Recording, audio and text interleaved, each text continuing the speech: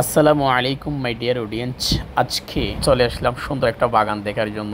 আর ফুলের বাগান আমার সবচেয়ে বেশি পছন্দের একটি জায়গা, অনেক সুন্দর একটি বাগান যেটা আপনারা দেখেছেন। আর ওদিকে একটা আছে, এটাও কিন্তু অসাধারণ একটি বাগান, মাশাআল্লাহ অনেক সুন্দর। আর ফুলকে যে কেউ পছন্দ করেন, ফুলকে যে কেউ ভালোবাসেন, ফুলকে ভালোবাসেন এরকম মানুষ যদি আপনি সার্চ করে দেখেন, মেবি আপনি খুঁজে পাবেন না, কারণ ফুলকে সবাই ভালোবাসে। ডিয়ার অডিয়েন্স, যাই হোক, এই সুন্দর সুন্দর ফুলগুলো দেখার পর আমরা ওইদিকে একটু যাচ্ছি আপনাদেরকে দেখানোর জন্য। দেখি ওইদিকে আমরা আপনাদেরকে কি দেখাতে পারি।